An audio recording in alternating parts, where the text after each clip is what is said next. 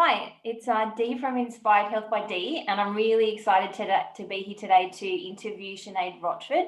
She is a hypnotherapist, women's circle facilitator, tantric practitioner, and love coach. I've known Sinead for a little while, and I just love her beautiful energy and her bubbly personality, and I'm really excited that she's here today with us. So welcome. Hi Dee, thanks so much for having me. I'm so happy to be here. Yes, I'm so excited that you're here as well. So in my clinic, I work with a lot of women in both sides, the naturopath side as well as the personal training side. And some of the topics that come up quite frequently are around self-love and self-care. And so today I'm really interested in learning your story and hearing your journey around self-care and also self-love and the strategies that you use from mind, body, and soul perspective. So did you want to start with telling us a little bit about you, yourself, and your journey? Yeah, sure, I'd love to. Self-love and self-care is so important to me nowadays. It's just become my number one. And then when I kind of realized how important it was to really believe in myself and really support myself and care for myself, not just on a physical level, but on a mental level and on an emotional level, really just like showing up for myself and being available for myself, especially emotionally. I'm a very emotional person, and I think in the past that's really kind of it's been in my favor. I'm an empath, like I make friends very easily. I find it easy to communicate with people. But when I'm on my own, or I've had, stress or difficulty in my life, I would find that it would all get a bit much, get a bit on top, and I just didn't know what to do with all these feelings, all these emotions. So I had a really amazing job. I worked in television for over a decade, and it was all very glamorous, The Voice, X Factor, Ninja Warrior, felt very glamorous and wonderful. But at the same time, it was very intense, and I worked myself to the point where I completely burnt out. I was anxious all the time. I'd wake up in the morning anxious, like as soon as you open your eyes, it's like, what have I got to do today? The pressure was so much because I ran my own company. It was an audience company. And there was that pressure that on me from the production companies to have people show up, but also from the audience themselves to have a good time. And then some of them might not get in. And I just felt like I was of service to everybody but myself. And I didn't know how to deal with the pressure. I felt like I was always letting someone down. And it got to the point where I really started to become a bit of a recluse. I was just in my bedroom all the time. I didn't want to go to social events. At work, I was extremely moody. I wasn't eating properly. I was just crying randomly, in my car, like driving to work. When you're just at the point and I didn't know what it was or how to really deal with it at the time. And then I spoke to a friend who was very much into self-development. She used to work at the sanctuary over in Thailand. It's all about holistic healing and, yoga and, all these green juices, all these beautiful things. And she said to me, you're trapping yourself in your own mind. She said, you're creating a container for yourself where you can't escape from. And I was like, what? What do you mean? Like, I can't just leave my job. I can't just quit my life. This is the pressure. And she said, everything, your reality is your own making. And when I really started to step inside of that world, and I was looking into neuro-linguistic programming, NLP, a hypnotherapy, and I went to see a hypnotherapist, and we really worked on my limiting beliefs around who I thought I was, my self-worth, my receiving blocks. I wasn't able to receive support or ask for support. All of these different ways that my brain was getting in my way. And it was, you know, we're from that place of where we want to protect ourselves. The brain is there to keep us surviving. And I was surviving, you know, I hadn't died the day before. So my brain would do exactly the same thing as it did the day before, because we're safe, aren't we? We're here, everything's good, like I'm alive. So my brain would just repeat the patterns that kept me safe, but they weren't helping me to thrive. They weren't helping me really to be able to enjoy my life and live my life with ease and really shine and become the person that I knew I was before I'd got so stressed and put myself last. So when I broke through all of those limiting beliefs and learned to really kind of reprogram those thought patterns, and instead of I have to do this today, I started to frame life as an opportunity, as I get to do this today if I want to. And when I gave myself that freedom, I suddenly realized that I didn't have to do any of it. I did a complete 180, and then I was like, I don't want to be in this industry anymore. And I found that bravery within myself to completely get up, down sticks, and then go out in the world and do what I love doing, which is really caring for people, helping people.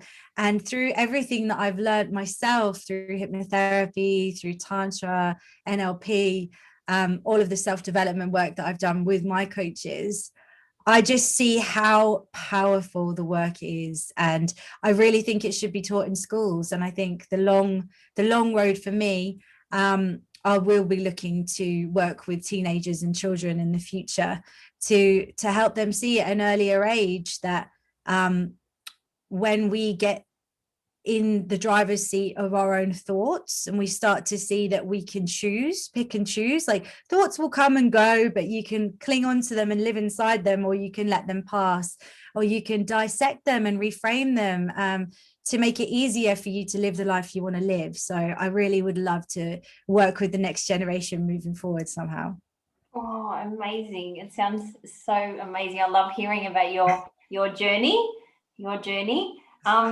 And so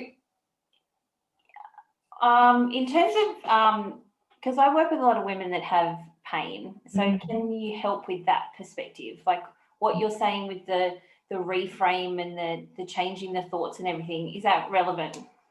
Yes, well, I think everything is always relevant. Like there is no beginning and no end when it comes to the work.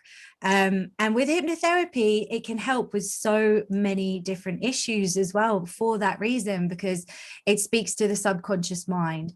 So it speaks to that part of the brain that was forming when we were very, very young. So from the ages of 0 to 7, when our brain is in that alpha brainwave state, where we are just absorbing everything as fact.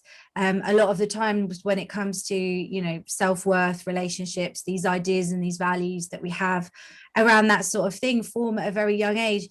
And I know that when I went back and did the work, I was looking at receiving blocks I didn't feel comfortable receiving from my parents. And I heard a few things when I was younger, you know, that my dad wasn't paying my child support. And I didn't really know what that meant when I was a child, but I took it to mean that I wasn't worthy of any money, you know, so it became money blocks for me. But that is all stored in the subconscious mind, and most of it we don't remember. Most of it's just stored away in those little compartments at the back of your brain. But the brain's very clever, and it goes looking around for evidence that that story is true. So you go around your whole life looking and gathering more evidence to support these facts that may be true or false.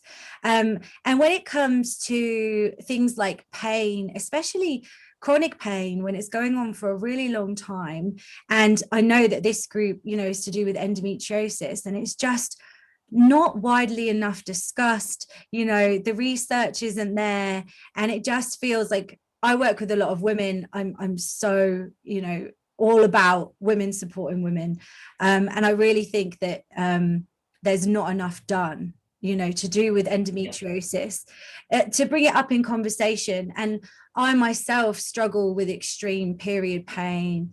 And recently I've been looking into more about the cycle. So about like the menstrual cycle and how I can best perform within each stage of the week. So I've found that if you get to know yourself really, really well, and you get to kind of sit back and think, okay, I'm in a lot of pain today. How am I going to deal with this? Am I going to force myself to go out and do all the things that I need to do because I don't want to let anyone down? You know, I work with a lot of people pleasers in my practice, people who think that they have to show up, otherwise they're going to be rejected or, you know, not loved or abandoned or whatever that is that's coming up for them.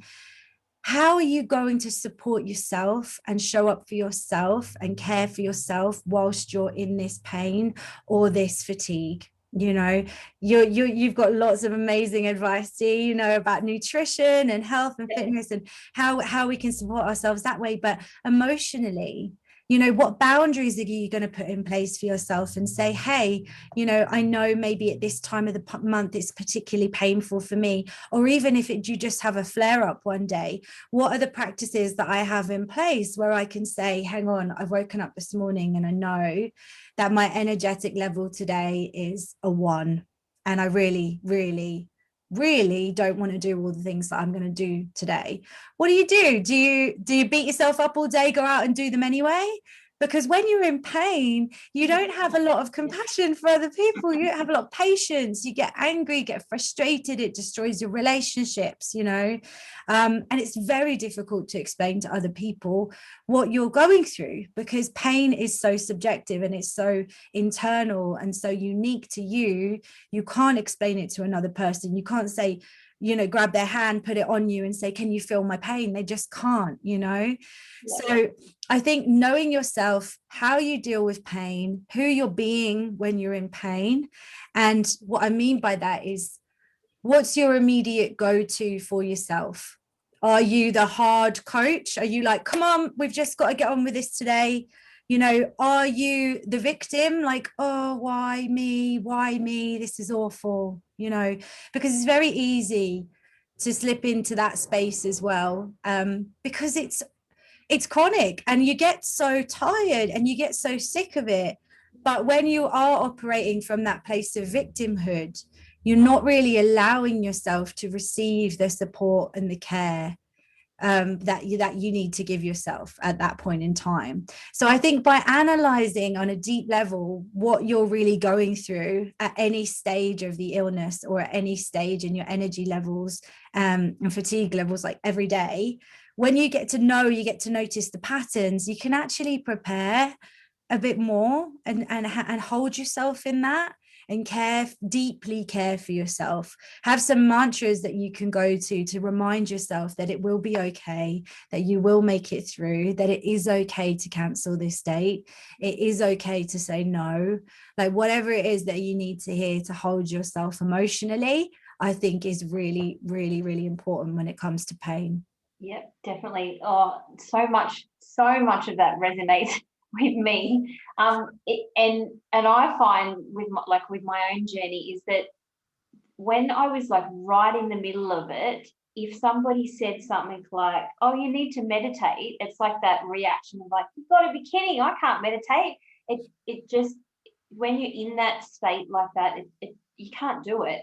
Whereas when I've learned for myself that it worked to have those self-care plans in place so that when I do feel it, they're already there. I know what they are for me because I've designed them and I know what works for me. So it's more of like a proactive rather than a reactive reaction, like, you know, practice.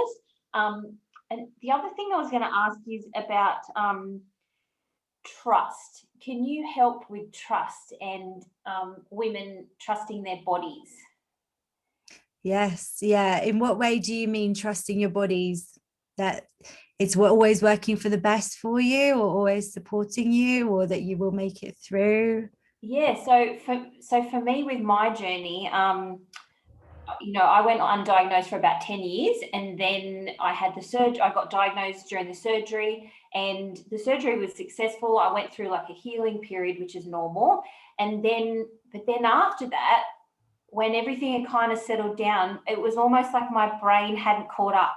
So my brain was still saying things to me like, oh, you still need to have your heat packs, and you still need to know where the local hospitals are, and oh, you can't do that with exercise because it's just too much. So the feeling was that I just didn't trust my body to do what it was supposed to do because it had let me down in the past.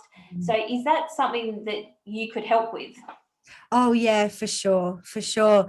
So there's, the brain gets into a pattern. It just, it believes what it always has believed. And that's why people, when they've had limbs removed, they feel pain because the brain remembers the limb being there. So, some people will have, if they had a broken leg for years and years and they walk with a limp, when the leg and the muscles are fixed, they still walk with a limp because the brain has that pattern piece there. This is how we walk. It's muscle memory, right? So the idea would be with hypnotherapy is to go subconsciously into the mind and remind the brain that the muscles are fully functioning. So I think you would have to, in your conscious, like after the hypnotherapy session, after building up that trust with yourself again, like we are healing, reminding yourself that you are a whole being, that you can trust yourself as a fully functioning, a fully operating person, and that you are perfectly imperfect in every way. Then consciously after the session, the best thing to do is to practice what we'd say is brain training techniques with NLP. So there's different things that you can do, different exercises that you can do daily, just to build a new neural pathway in the brain that's going to remind you that we can do this. So you have to practice consciously using the breath, using words, using mantra, using your body posture, doing those things a small bit at a time every single day. And then the over and over. Yeah, but you really have to focus on it because the brain will just always revert back to that comfortable feeling of what we used to do.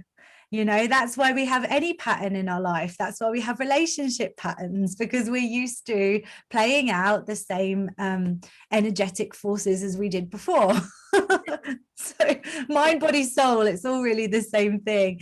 But yeah, physically, I would say work out what it is that you're working towards.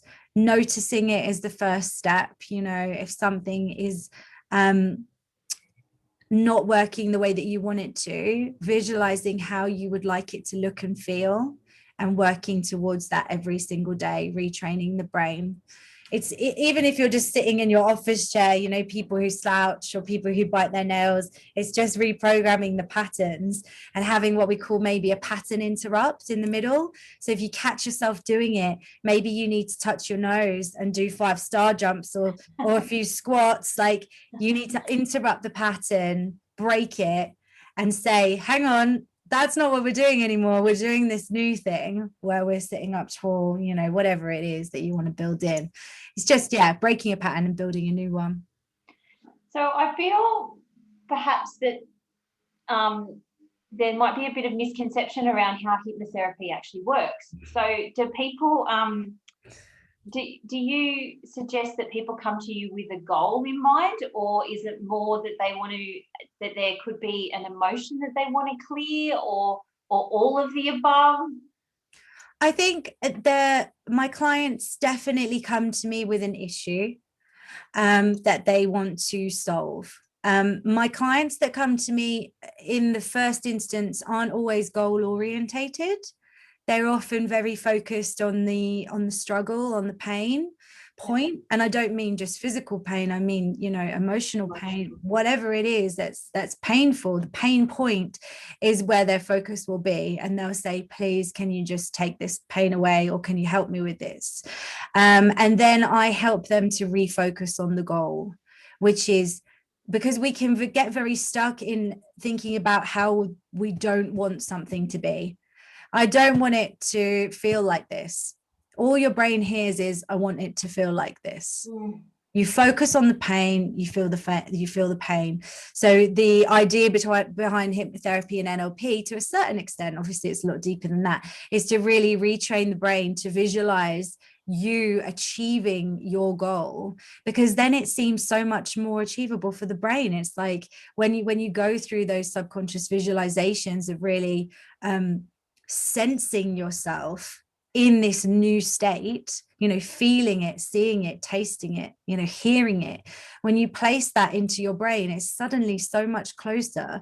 And it's just like, oh, okay, we can be like that because I've seen it in my mind. You know, seeing is believing to a certain extent. So seeing is believing, and you can visualize it in your mind, then you're halfway there. And what the mind agrees with, the body responds to. So susceptibility tests with the hypnotherapy will be things like, you know, buckets of water. You know, if you imagine in your mind's eye, and like that you're holding a bucket of water in one hand, and then it's getting heavier and heavier and heavier. Someone's pouring water in it. You've got your eyes closed. This hand will generally go down as you imagine. As you imagine the water being, because it just gets heavier. Yeah. And that's the body responding to what the mind is seeing. It's the same when you watch, you know, a horror movie or something, and then you jump back, like your mind is so in the moment, you genuinely think that this thing is coming at you. And with anxiety and depression, especially, that's how it works, is you think that something terrifying is about to happen. Your brain perceives it as a threat, and your body responds as if you need to immediately run away because it thinks that you're in danger. So even if that threat is just a social threat, or a fear maybe of being seen, a fear of getting on a Zoom, for example, you can't physically run away. It's not a lion, it's not going to kill you, but your body will give you everything you need to be able to run, which is heart palpitations, like dilated pupils, like, you know, shallow breaths so you can breathe, like whatever you need, it will give you. So it's an amazing tool, the brain, and it can be rewired, you know, if you give it a chance. The pain, you know, chronic pain, you can see benefits with hypnotherapy. It generally, a lot of it is to do with reframing the client's view on pain. So not necessarily seeing it as the enemy, but seeing it as what it truly is, which is the body trying to say, there's something not quite right here. You know, it's an alert, right? So when we develop a good relationship with pain in that way, saying, okay, I know what you're trying to say, let's self-soothe, you know, let's think about what we can do, how can I adjust my routine today to be kinder to myself and take into account that my body's really flagging something here with me. Just that just takes a huge weight off you, because you're not having that internal conflict where you're really, like, you know, despising your body's red flag, because that's all it is, really. It's trying to keep you safe as anything. And it's like you said, it's the whole energetics around it. If you keep saying to yourself, I'm in pain, I'm gonna forever feel like this, it just makes you feel yucky. Yeah, just really yucky. So in terms of, I guess we've covered this already, but what is self-love and why is it so important? So I believe that self-love is the most important thing in the world. I think your relationship with yourself is key to living a full life. I think it should be the foundation of any relationship, you know, in the whole world, is really putting yourself first. And I don't mean that in a selfish way. I'm a very giving and caring person, but being aware of your own boundaries and your own values in this world is so important. So recently I finished a diploma in Tantra, and a lot of people think, oh, is that religious? Oh, yeah, you're going religious on us. No, it's not a religion. Tantra, you know, is a philosophy and a way of life, and an ancient practice, you know, over 10,000 years old.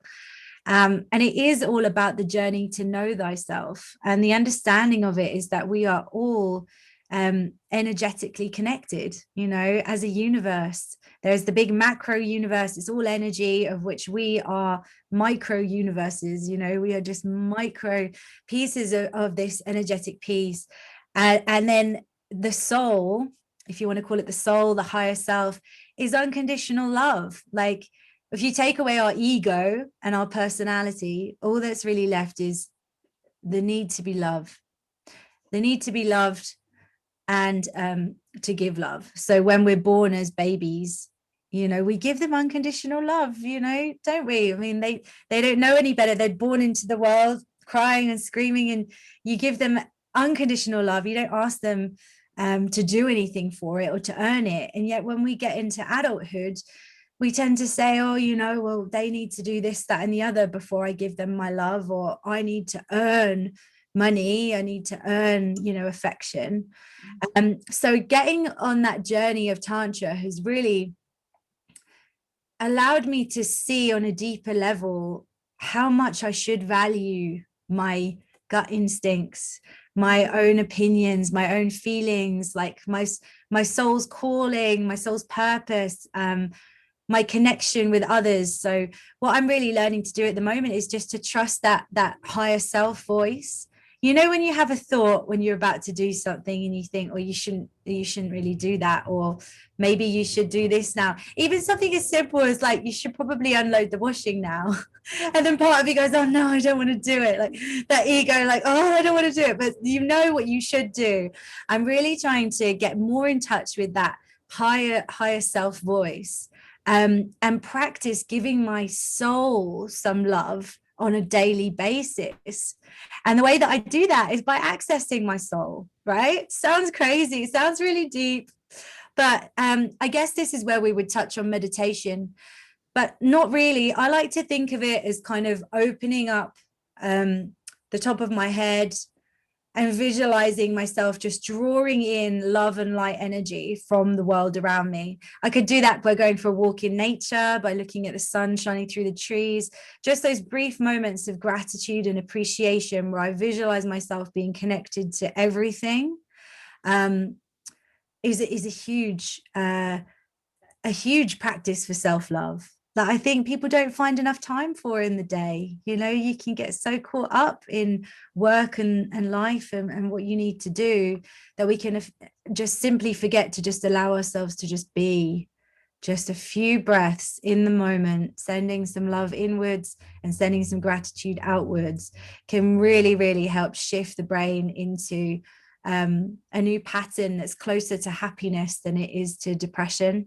Because when we're starting to think about scarcity, what we don't have, what could be better, that's when we start to fall down towards that depression state, that fear state. So in order to lift myself up every day, to love myself a little bit more, I practice opening my heart in that way. Yeah. And it's very easy when you're around nature. In a beautiful country like Australia, you can't. It's a bit harder in England. Maybe that's why everyone's a bit sadder in the UK. Right there, yeah, and dark. Yeah, it gets dark really early in the winter. But yeah, so that's why I'd say self-love is important, especially for the brain. And so do you teach your clients those particular strategies of how to do that? So how to listen to their heart and how to open up their heart? Yes, I do. Yeah. So I'll teach it in hypnotherapy often when the client is in trance. So it will be a subconscious journey. So we'll go to a place where they feel safe and calm and relaxed and open. And that place in their mind, wherever that is, it's unique for everyone, I would say, is their kind of soul plane, where they imagine themselves feeling ultimate bliss, unconditional love. And we all have that within us. We can all go to a place that is that, or can go to a moment in time where we have experienced that. So I'll do that. And then in my women's circles, we do meditation sometimes, or we do rituals where we'll focus on a certain theme of the week, and really work on looking at different questions around that theme, and then we will speak vulnerably in a circle. So we'll speak our truth on that subject, and the other women in the circle, no one is allowed to respond or to coach in any way.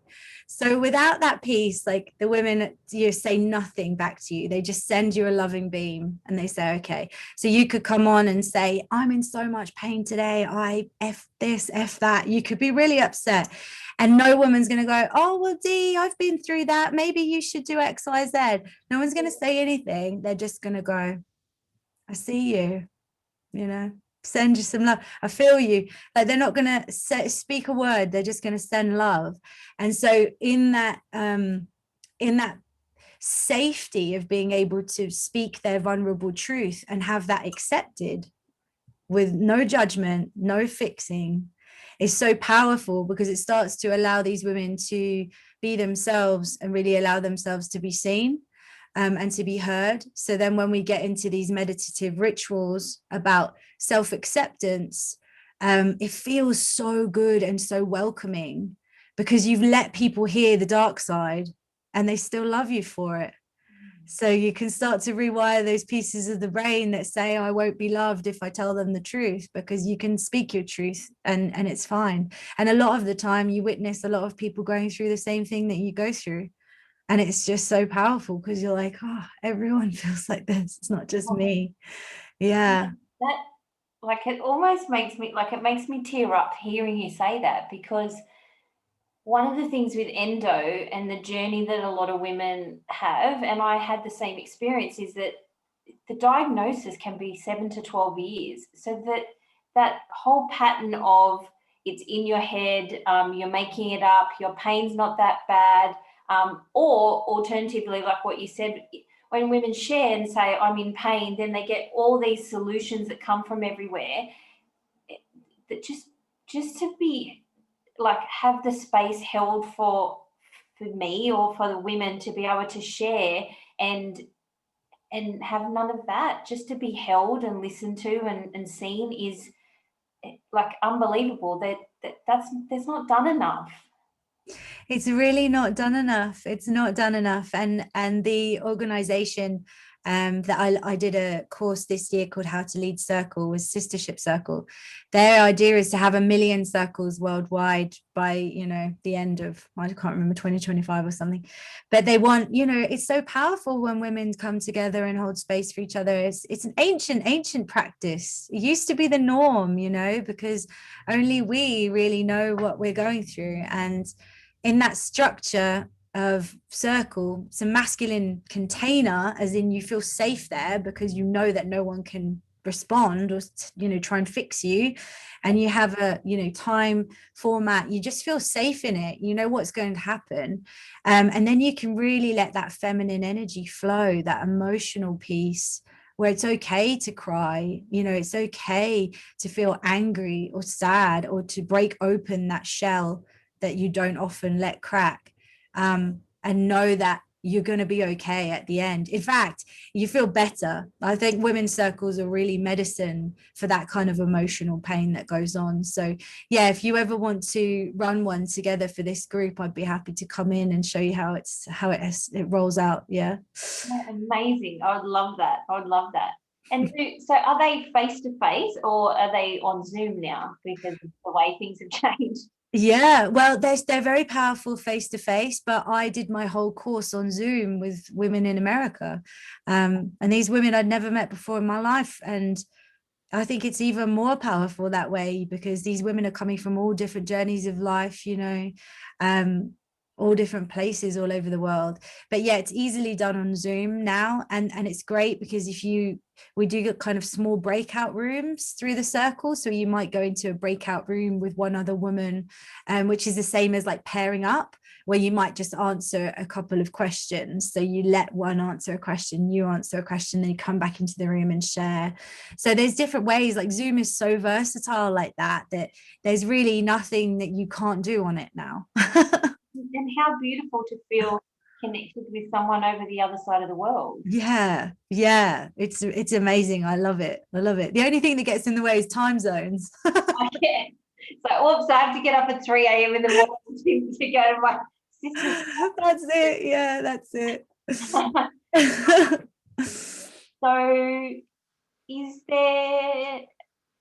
So can you talk a little bit more about Tantra? Yeah, of course. So I mean, the other piece of Tantra is really the physical side. So you've got the spiritual body, the mental body and the physical body. So with the physical body, the practices that they used to do in the Taoist practice was the use of Yoni eggs, which you might have heard of, the jade eggs. They're really popular right now. And they are so powerful. I think reawakening that connection, the mind muscle connection, to the PC muscle, like the pelvic floor, really awakening that area energetically and getting the blood flowing around our pelvic floor, is a beautiful thing for women. So from a tantric perspective, the yoni egg would be used to stimulate the sexual energy within that area. So they believe, the Taoists believe, that we need to create that cycle of flow. So women have a huge sexual energy down in that reproductive space. Even if your womb's been removed, that womb space just has a really powerful energy to it, a creative life force, a mysterious space, you know. So the idea would be that you squeeze the PC muscle, bring this energy up to the heart space, and then down again and up and down, and then eventually you would create a microcosmic orbit where you flow it around the whole body. It's almost like a pump cleaning out a fish tank, like releasing any of the stagnant energy and really cultivating and activating more. And the yoni egg is really allowing you to hold on to something. So, you know, Kegel exercises, they say with the Kegel balls, you know, squeeze and release, but they don't give you the actual Kegel balls to do the exercises. They just say do the Kegel squeezes on their own. Yeah. And I don't believe that that's as effective, because I think it's like when you're at the gym and you need a weight of some sort. So a yoni egg is a perfect weight to really allow yourself to squeeze onto something so you can feel that strengthening in the pelvic floor. But ultimately on the breath out, on the slow breath out, as you're releasing, really slowly relaxing and opening the pelvic floor, as if you're allowing your vagina to yawn open. And that it starts to create this kind of pleasure feeling as you reawaken all those kind of nerve endings around in that area, allowing the yoni, that's what we call it in Tantra, the yoni to yawn, as long as you can keep it open for, is just such a glorious, beautiful feeling. Because how often do we really allow our yonis to open to the world? Like we're always, oh, everybody's got to have a tight vagina nowadays. Like tighten your pelvic floor, you know, lift weights with your yoni. Like, no, open it, allow it to relax. And I think it's particularly with people with endometriosis or bad period cramps, whatever you're going through in that area, when we have pain, we tense the muscles. Yeah. And it has that kind of hypertension where we're walking around and you don't even realize that you're in pain anymore. You're just holding that tension because the body's used to doing that. I know I had an IUD for a very long time, and I had severe cramps, and afterwards when it came out, I had hypertension in my pelvic floor. I still have it because I was in so much pain for such a long time. The body forgot, you know, that I wasn't in pain and was still tense, very, very tense. So the relaxing piece is what really helps you with the yoni egg. And also it's just that commitment to 15, 20 minutes of breathing, you know, focusing on your own sexual organs, you know, your own sexual being. You might bring a bit of breast massage into it, you know, or whatever feels good for you. That's physical self-care and physical self-love, and you can get as spiritual with it as you like. I mean, I like to use it as time to call in the soul, to really visualize myself being cleansed energetically. But if you want to do it just as a physical thing, that breath, activating the vagus nerve, de-stressing the body, opening the pelvic floor, relaxing, that'll do you the world of good as well. Yeah. And it's like you said, often with women with endo or with period pain, they think that it's weak pelvic muscles. And so sometimes the Kegels can make it worse because the muscles aren't weak, they're actually tight. Yes. They need to be relaxed, and they need to, you know, like what you're saying, instead of, it's the opposite of all that tension and the opposite of the reaction that happens when they're in pain. It's about relaxing. And so, yeah, you're right, the Yoni egg, that it can do that. Yeah. It can do it from the physical side, and it can also do it from the emotional and the spiritual side as well, because it's time out. Yeah, and it can make you feel sexy as well. You know, when you're in so much pain and the last thing you want to do is make love, you're just like, I feel, you know, bloated and tired and in pain. It can really activate that piece in the brain that's just like, oh, that does feel pleasurable when I breathe that way, or when it touches that nerve that way. You know, I can really get back to reminding that my brain that is a pleasure center, that it's not just a source of pain, especially when it comes to painful sex. You know, reactivating that, it's building the neural pathway. yeah, and just feeling that, you know, that you might be able to have pleasure there again, and that's also relaxing. It has a lot to do with it as well, in that space, like being able to relax. If you've had painful sex for a long time, your brain's associating sex with pain, and it really is a massive turn off. So Yoni eggs can be a nice introduction just to making friends with your yoni again. I love that, making friends with your yoni. Yes. And so, does your sessions at a Tantra only face-to-face, or are they online? Yeah, so we can do online sessions for sure. I will ask beforehand what you want to do. So you know, most people won't have a yoni egg. So we could just learn how to do the practices with a yoni egg. And we'll just kind of see. The first really session of Tantra is an introduction to kind of how much you know, how spiritual you are. But really, when I'm working with my clients, I'll combine the modalities. Some people will come to me just for hypnotherapy, don't want any spirituality at all, you know, anything like that. You know, some people will come to me just for kind of relationship counseling. You know, how do I become more intimate, you know, with my partner? So we might bring a little bit of Tantra into that, but also hypnotherapy. But I just love it because I feel like I've got a real three-pronged approach now. I feel like I have mind, body, and soul. So whatever somebody's more interested in, it's not that there's any right or wrong way of doing it. It's just how you will respond best. Some people don't want to talk about soul at all or be spiritual at all, and that's fine. There's no wrong with that. So I think that whatever is right for you is right for you. So just feel into it, explore, you know, and if you don't like it, then you can try something else. Yeah. And so do you have a particular type of client you work with? Yeah, so at the moment I am love coaching. So yeah, I'm working with single, independent, soulful women at the moment who are looking for love, who have found that they just can't seem to meet the right person. You know, that they're out there looking, and it seems that every partner is unavailable or unhealthy or letting them down, and they're just a bit sick and tired of it. So I'm launching a new program soon, and I'm actually doing a workshop this week in my Facebook group, just helping women get back in touch with themselves, but reigniting that inner glow within them, and stepping into that feminine energy, that divine feminine energy that we have. Because when we really allow ourselves to be and drop into who we are, that energy is magnetic. That yin energy draws people towards you. And then when you really get to know yourself, know what your values are, know what you want, know what your boundaries are, know what your red flags are, it becomes very easy to attract things towards you and say no. And then you get a chance to tell the universe what you want, right? Is this for me? Is this not for me? So if there's anyone out there that's interested in learning more about that, please come along to my workshop.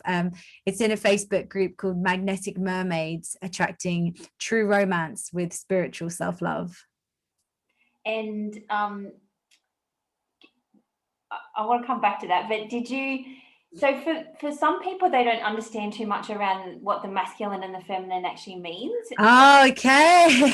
I know I've done a bit of work around this particularly this year, and it's totally opened up my eyes to a really, really different world. And so I realise that not everybody understands that. Can you give a quick wrap up of what the masculine energies are and then what the feminine energies are? Of course, I'd love to. So masculine and feminine energy exists within all of us. Each of us have that, and it's the yin yang symbol. So the yin yang symbol, the black piece is the yin energy, which is the feminine energy. And if you imagine in the yin yang, that the white circles being like the moon. So if you visualize the moon in your brain, how the moon reflects the light of the sun, it receives the light. So we gaze on the moon, and the moon just allows us to kind of look at it when it comes up in the night. It's mysterious.